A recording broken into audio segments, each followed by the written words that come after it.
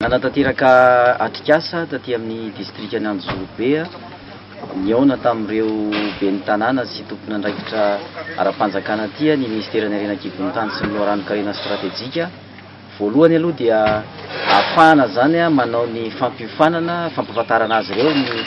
anjara andraikitra sy adidy izay manandrify azy ao anatin'ny lalàna mifehy Harenan-kibon'Tany.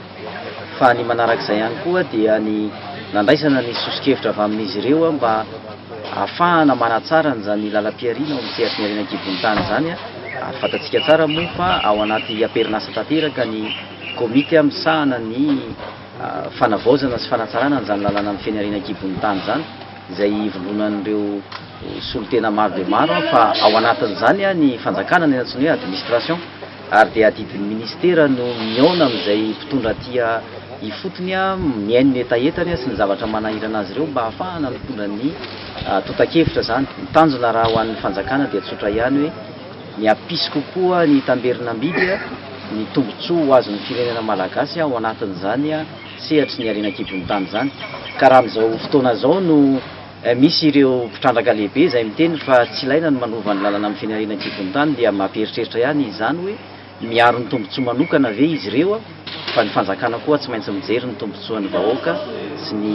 asoan'ity firenena ity ao anatin'ny fitrandrana ny Harenan-kibon'Tany, satria zany Harenan-kibon'Tany zany dia haitsika fa harena tsy azo avaozina, ka rehefa hotrandrahana zany dia manome ny tombontsoa ho an'ny rehetra fa tsy hisy ny azon'ny tombontsoa moatapana, fa ny vahoaka sy ny mpitondra ety toerana kosa dia hovohantsika azo lena lava zao. Ka izay no akana ny hevitry ny ety fotony zany, ahafahana mitondra an'izay, ahafahana tsarana an'izay. Maro ny zavatra nisongadina sy nivoaka teo ary ahafahana manamafatra any zany mipetraka-hevitra ny amin'ny hanatsarana sy hanavaozana nyity lalàna mifehy Harenan-kibon'Tany ity. Ho an'ireo olona izay tsy manara-dalàna moa dia miezaka ny ministera, ary izay ny fandraisana tamin'ny ben'ny tanàna sy taty anivon'ny distrika, nanome ny anjara andraikitra azo ifanomezan-tanana ao anatin'izy. Midadasika moa i Madagasikara ary any amin'ny toerana lavitra no misy ny atao hoe tsy fanarahan-dalàna, fa hatreto zany ny ataon'ny fanjakana dia ny fampiarana ny lalàna, ny fanenjehana ny tsy manara-dalàna, akoatra ny paikady hoe ahoana no ahafahana manao ny fanaraha-maso, ny contrôle amin'ny toerana rehetrarehetra amin'ireny tsy fisian'ny fanarahan-dalàna reny,